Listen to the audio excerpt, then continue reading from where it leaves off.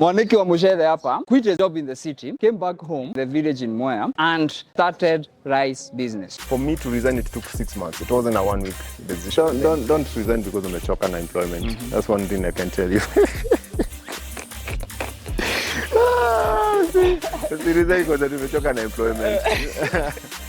Kitakuramba, my friend. Unatoa mrembo Nairobi, unamleta Ota. Maswali niulizo mingi sana. Umeleta light skin yuko geshagi bana. The family has been very supportive. Also the staff, the people that I've been bringing on board that I found have been very supportive. But what I've done is a lot of research. I've done a lot of research. Let me give you a bit of a history lesson in Kenya. In 1953, the Mzungu started this Moya irrigation scheme, a 27,000 acre project. Then, after independence, the government took over up to at the early 90s, where the liberation came. Hii shamba yote ilikuanga ya mtu moja, the government ama the Mzungu. Watu wenye walikuwa naishi hapa walikuanga squatters. Whereas hata wangejenga nyumba, walikuwa wanajenga semi-permanent houses, mud houses, mabati homes ama mbao houses. So with the government owning the piece of land, any produce that is coming from the land, it belongs to the government. So the government would take every produce and then distribute it among the families according to their needs. So in short, mulikuanga squatters na ni kama mko slaves ama enslaved by the government. Then came the liberation in the 90s, where now the squatters would own a piece of the 27,000 acres. And with that, within a span of only 30 years, Guruvani grew from a squatter town to the biggest, largest and richest town in Kirinyaga County.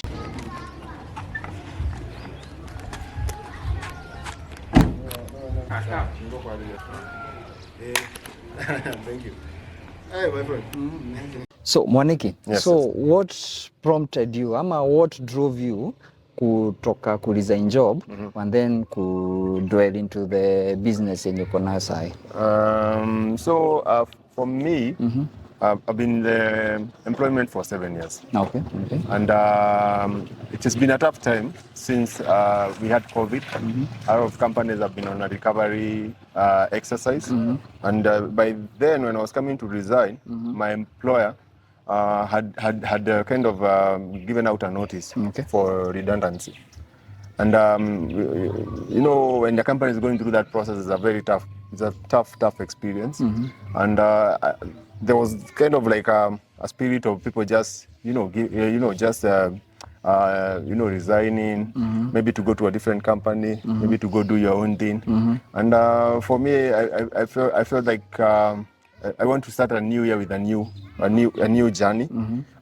Because let me just say that only people who can understand who have been in a company that is facing challenges would know how an hostile, or not even hostile, how a challenging environment that can be for someone. So the salaries ndo ilikuwa shida kulipata mshahara ama what was the real problem? There were delays for, we experienced a lot of delay. And for me, I was about to get a newborn. Okay. I was about to get a newborn. So there were a lot of factors that, when I reviewed all of them together, it took for me to resign, it took 6 months. It wasn't a 1 week decision. It was 6 months decision. And when I coupled all those things together, I just feel that I want to start a new journey, a new year with a new challenge. You can be employed, and sometimes, I was in commercial. Yeah. And I was trying. Sitasema, I was good. Najua ulikuwa sales. I was good. But with time, people start kind of like losing what is that drives you. How has it been? So it's almost 1 year, almost 11 months and some weeks now. I resigned in last year November. Yeah, so it took November. So it's 1 year. Yeah, almost 1 year now. And so how is the experience from business from employment to business? How is the shift? You have to become a better manager of your own money. Okay. Here, you're not expecting someone to pay you at the end of the month. You're paying yourself. So ni kujituma ndio itakujilipa. Ukikosa kujituma, you struggle at the end of the month. And as I've told you, I had a newborn coming. Okay. So it was going to be a tough time. Okay. And I had to prepare myself very well, psychologically and also physically also. Yeah, because now you kujituma inataka uko very fit. Okay. Yes. Sasa tumejua wenye ulitoka job ukaamua biashara. Yes. Sasa biashara ni rice. Mambo ya mchele. Yeah. So can you give us just a backdrop of your business Baraka Rice Millers that's what your business is Yes. You utupatie just a backdrop biashara yako ni nini na inafanya nini and what is Baraka Rice all about Yeah. So Baraka Rice Millers, we are located in Muthii. We mill for farmers. We deal with the hundreds of farmers. We offer them free storage. And hello, how are you? Yeah, that's my neighbor. Yeah, okay. So we offer them free storage. Okay. It's a model in Muthii that you offer them free storage for the paddy, then you mill for them. So where we make money is we mill for them at a fee. Oh. We meet for them at a fee. Okay. So when I came back to Muthii, I was coming to see how can I increase my milling capacity. So you already had a mill? I already had a business running. Okay. Because as I've said, you see, when I was going into media, I always had a mind. I always had it in my mind. I'm here to look for capital so that I can grow that Juakali business that I have in Muthii. You see, I was coming from an entrepreneur. I was coming off from a startup when I joined media. Unfortunately, that startup, I was not a founder, but unfortunately they closed. So when I was going into media, I had an experience of a startup, and I really wanted to go back into that. Okay. So for people who don't know, this business you are talking about, it's an existing business. Yes, an existing business. Na ikuwa yako, if I'm not wrong. Yeah. Sindio? Can you just give us a background, hii biashara ilianzaje, how imekuwa, and how penye uliingililia, and now where it is up to today, the steps you have taken up to today. As I've mentioned before, I was in a startup that is some years back, and when that business closed, I ended up in media. So while in media, and I was in the commercial department. We call it commercial, not more of like sales. Yeah, but in our terms, we used to call it commercial. So we used to be paid in commissions. Okay. And bidii yako inakulipa. Okay. So for me, I looked at it and see where do I take this money. Okay. Because back at home we had a Juakali business, I asked myself, why don't I reinvest this money? So the Juakali business is the mill? Now it's the mill. Okay. So officially we started now the company in 2020. Officially in the company in 2020. Because now you have to protect each and everyone legally. In terms of now you want to take this business to another level. And that's how I found myself now coming back every weekend here. I would drive every weekend from Nairobi to Muthii, so that I can start now the process of organizing how where we are today. This is something that has been planned for years. It's a strategy I call Strategy BRMS 2025. Funny enough, it's only in my head. I share it sometimes with my family. Yeah, okay. For them, mzee anasemanga sasa ni wakati wako. So the strategy has been in my head, but I've been implementing pole and sharing with the team that I keep putting up here and there.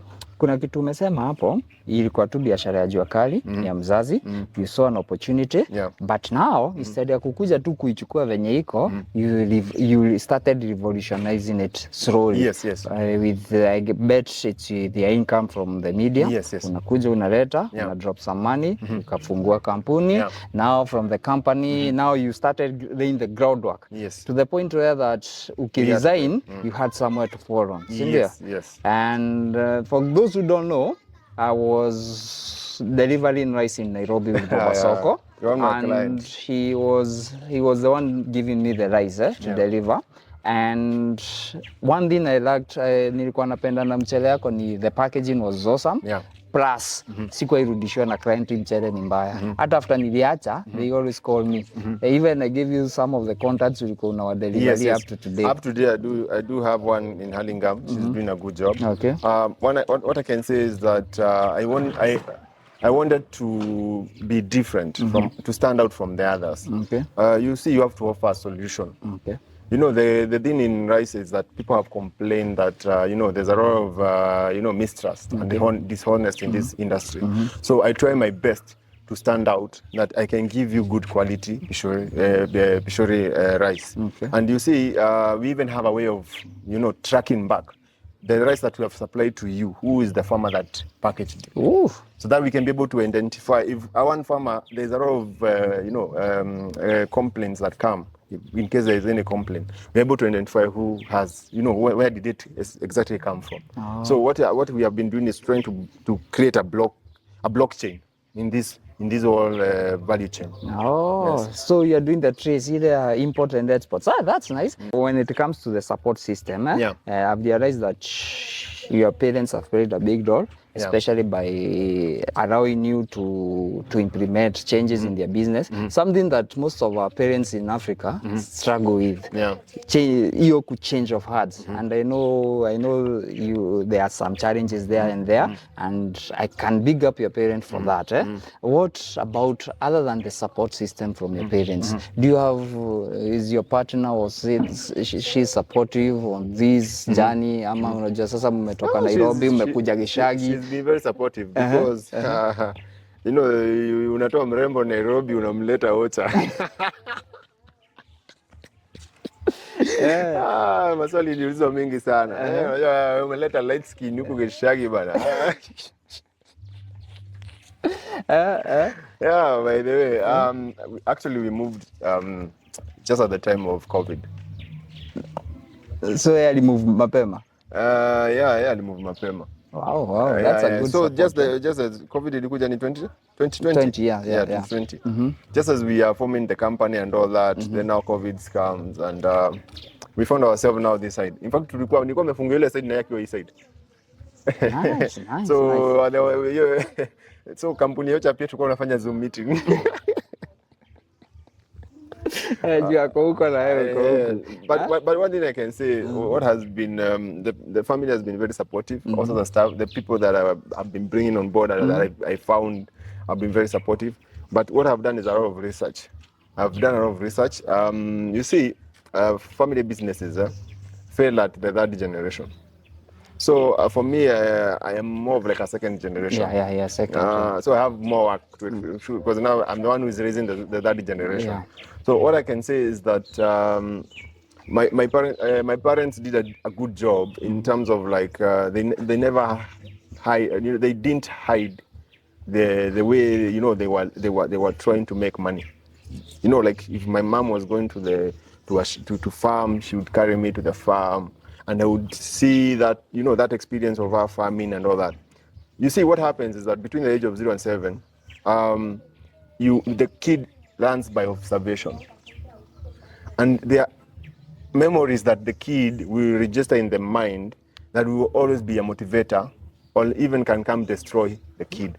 Yeah, true. So it's very important between the age of 0 and 7 to give your kid a foundation of, you know, a foundation of observing something that you want them to be in future. Okay. And in that I can say is that it has played a big role, because every time I face a difficult challenge, I remember my mom in the farming, and me myself under the tree playing, and I say I can't give up. You know, if my mom, you know, I had to overcome this, I can also overcome. That's so nice. those are the memories that push me every day. So when it comes to the meal, na ulianza ikiwa kidogo, I suppose ilikuwa na employees kidogo sana. Sasa hii nimeona expansion, huge expansion. Nimeona sasa mlikuwa na kamili kadogo, now naona 2 meals, now there is a go down here. This is a new branch penye tumesimama. By the hapa kuna big go down. Na umeshatuelezea how rice business works. So what, yani naweza taka tu kujua uko na regrets bro, ama doubts ulikami hii direction? Nakuulizani. Sina regrets because I can say that, you see, sometimes you don't judge loss with the value of money. I wouldn't say that I've made this year. I've made more money than I made last year, but I've made big steps. That in short run and long run are going to to show the results. Why do I say that? It's because you see there are some projects that when I've been here I've been able to achieve. Like the way you've talked about the go down, I wanted to ensure that there's it's top notch. Security is good and all that, all those stuff. But also the most important, the big step that I've done is that I needed to do a proof of concept on this thing we call aggregation theory of how can I, the way I just talked about, how can I increase my milling by pushing market out there? Because you see right now, people are posting their rice on Facebook, the farmers and all that, but there have been a lot of cases of fraud. Yeah, fraud. Because you buy rice from a farmer, he or she has posted the rice on Facebook, but you're not sure if he or she is a farmer. So you send money, no rice that is sent to you. Because you see, there's the informal sector that has been in the rice trade. We send rice, to you and all that. So you see, most cases, people send money to people even they don't know. So I try and come and see how can I come, act as a way of coming to facilitate my farmers, sell their rice to people who will not even steal from them, because there are people who have been conned. The money is put in their account. They don't know the difference between available and the total balance, and they just give their rice to someone who comes with a truck. After 3 days, it bounces. The check bounces. You lose the rice. You also find for the check bouncing. So for me, it has been a great step that I've been able to do that proof of concept, that we can be able to drive more output so that you can even mill more. Kuna kitu pia I can add on that. Kuna kitu umenibamba nayo that sahi when you tukiuza mchele haikuwa that improved ama haikuwa imefika hapo, that you are telling me that you can trace your rice from the farm, the person who handled it, up to the customer. So you are in control of that value chain. Yes. Control your value chain. So we have to, you see, technology has really been a big disruptor in a lot of sectors. You see, technology came and disrupted the taxi. The taxi was, we now have Uber. They don't even own a taxi, they don't even own one taxi. So technology is also going to come and disrupt the agriculture industry. So it's for people to ask themselves, am I going to disrupt it from within, or an outsider is coming to disrupt it from outside? No, that's nice. You understand? So it's just an example also of media. You see, our media right now have lost a lot of revenue because there's social media, but they don't know social media. Someone from outside came and disrupted, the whole the old traditional ways of advertisement. You understand? So even when it comes to farming is going to be disrupted a lot in Africa, because this is our biggest, sector. So technology, we have to invest in technology. Okay, and we don't have to wait for for someone from outside to come and do it for us. Mi nasikia niko na maswali mingi. Sasa mchele yako tumejua inajiita Baraka, si ndio? How do you sell it? Now it's made by Baraka, but now the marketer is Almanis. Almanis. Okay. So Almanis is what the concept that I've been trying to do this year, and it's going to be branded Almanis Baraka, because now Almanis is a different entity on its own. Okay. In fact, tunaita Almanis Soko. Almanis Soko. Shop like a trader. So it's a platform unaanza? Ama already iko ama kuna? It's going to be a call center. A call center. It's going to be a call center. You can call that number. Because you see in rice, you tabulate what is the cost of getting that rice to tea room or to where you are.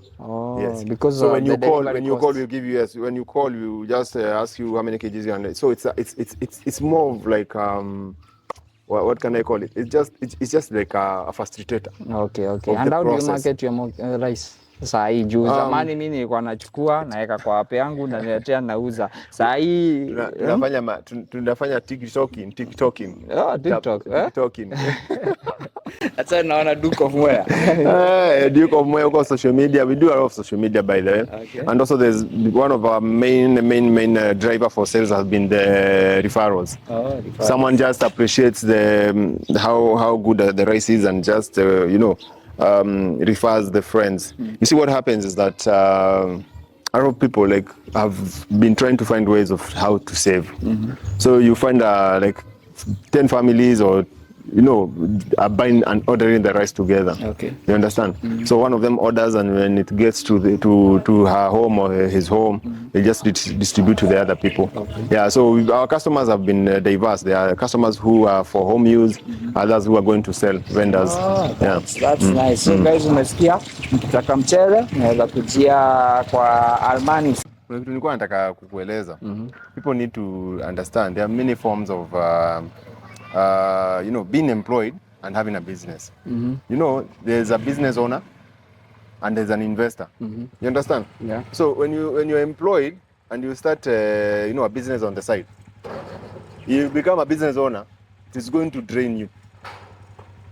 You're still an owner, even when you are the other side of you're an investor. Yeah.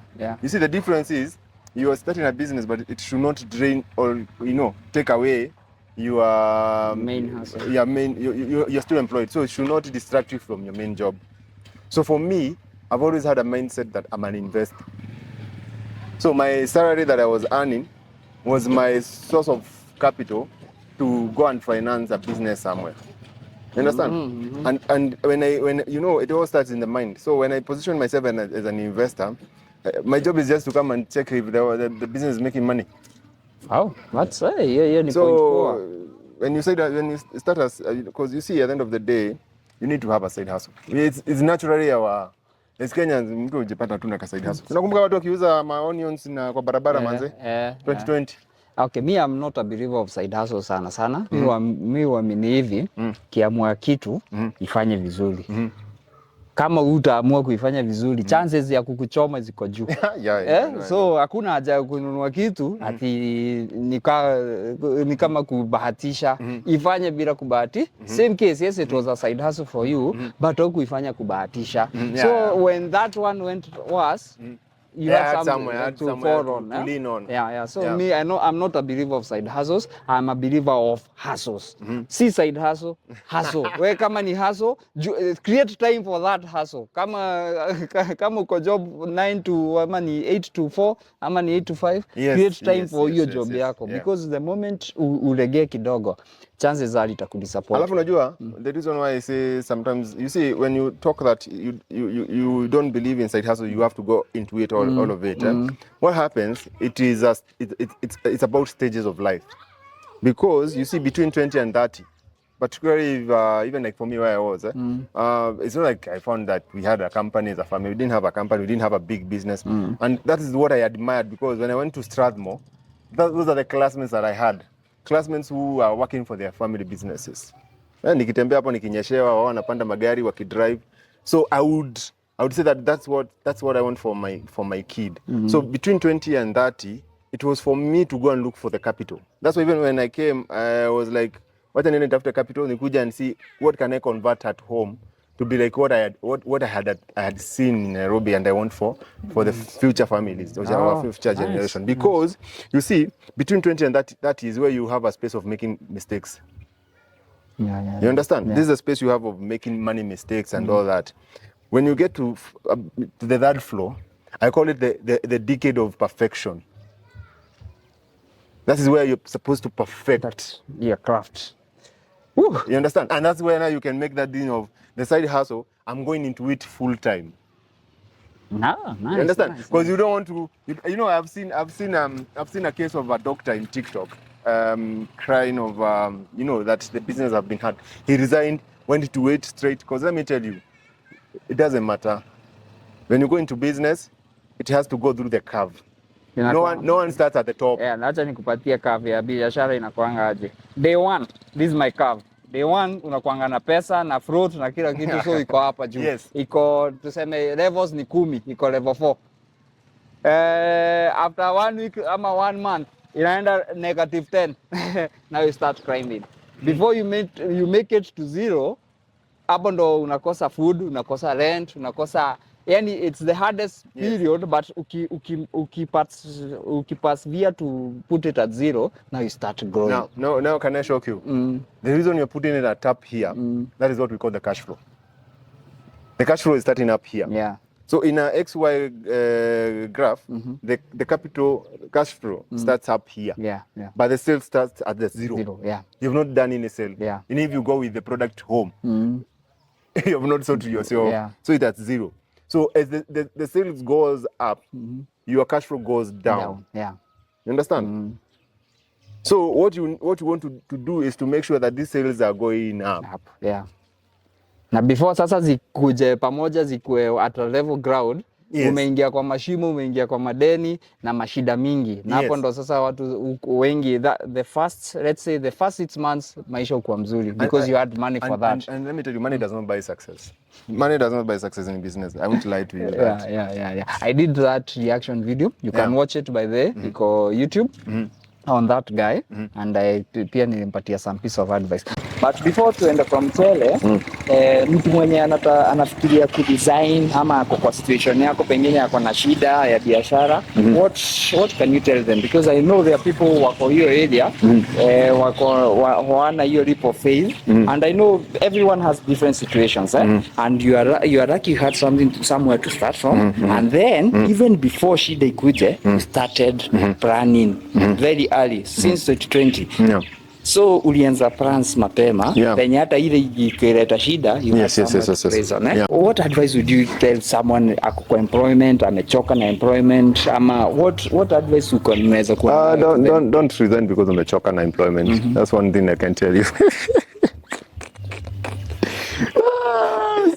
Resign because umechoka na employment. Kitakuramba, my friend. Wow, it's a tough question because you know, for me, when I knew it's time for me to look for a side hustle or to look for a different source of income to top into what I was making in the employment, is when I got my firstborn son. Okay. When I got my firstborn son, I realized life as it's not just about me. It's not even just about maybe the partner I have. It's now going to be, you know, we are going to be more than two people. And sometimes things that happen in your life are the things that can come and change you. Like for me, you've seen being a father came and transformed me to a different man who I am today, who had to go now, gather and bring home. So when you starting a family, my friend, that's time to start investing. Because you see where you are employed cannot just be enough. You understand? And you see sometimes that those we have different destinies in this life. There are those who are destined to grow vertically in the employment. You know, sometimes me I hear of big names, I won't mention them. By that they were MDs. By that I was not MD. Acha to mention Molia. By that I was not MD. So if you first of all, I've given you the scenario of when you get in a family, it's a time you sit down and rethink yourself and you think about your life, where you are. Because that now means that there's an additional expenditure. Like in my first year, my medical card, like, you know, we kind of like used it all up. So it reached even to a point I was paying cash. Yeah, niliuza speaker ndio nipeleke mtoi siku moja OC. I was so proud that I didn't want to borrow money. I did not want to. I had a speaker that I sold at 4,000, so I can take my kid to the hospital. That was now the medical checkup because now my card is drained. That makes sense, huh? You understand? So family can make you make that decision. The other one I have told you is that you evaluate your career. If you're not growing, you're still in the same stage. My friend, you start evaluating that maybe you're not meant to go vertical. No. Because you see someone is already going vertical.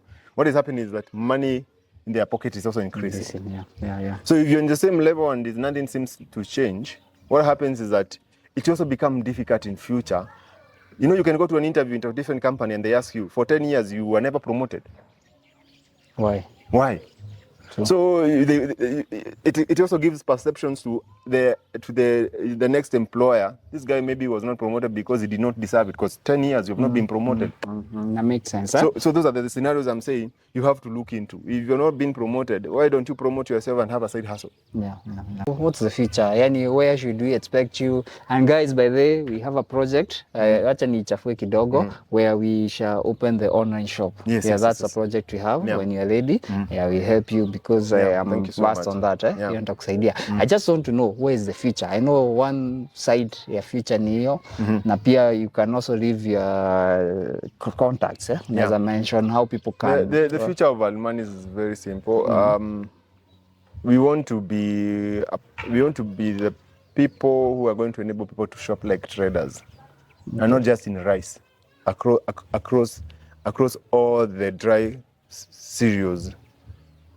So rice is just an entry point, just like the way Amazon used the books. Okay. You understand? So we are going to improve the lives of farmers beyond just the lives of people in Mwea. We are targeting to go into other areas who have got dry food, because you see, dry food at least gives us a time span of how to store them. Because you see, one of our goals is to ensure there's food security. Food security, reduce food wastage, and also reduce frauds in those transactions where farmers are taken advantage of. Okay. So we in the next years to come, I see ourselves as this is what we say to our customers. We say shop like a trader, but to our farmers we say enriching the farmers' families. Yeah. Nice. Wow. These enriching farmers. So how can we contact you? Mtu akitaka mchele ya Baraka anaipata aje? Yeah, so we are on Facebook. That is Almanis Soko. Baraka Rice Millers. Almanis Soko, Baraka Rice Millers. Yeah, Almanis Soko, Baraka Rice Millers. Okay. And on Instagram, Almanis Soko, Baraka Rice Millers. Okay. Yeah. TikTok? TikTok, we have not yet opened the official account, but I'm there as Duke of Mwea. Okay. Duke of Mwea, mwanikiwa mshere. Tunajaribu tap tu huko. Okay, mwanikiwa mshere. And then number ya simu ya Almanis, at least mtataka to reach us, and you can call our center, our call center, or WhatsApp us 0792 902 809 0792 902 809. Thanks, man. And our agent will be there. Thanks, guys. I hope umesoma kitu, because this is something, najua taking that trip of faith is so hard in life, but I hope you have learned something, and this is a story where we can come back some years later, some months later, and I believe that within 1 year you have achieved even. Hata nilikuwa nashinda kwa nini nilikuwa nimelala kwa miaka 2 nyumbani, because what you have done in 1 year is more than ni kitu poa sana. All the best, and I believe that all your dreams will come true. So guys, I'm Miano Muthii, and see you next time, guys. Asante.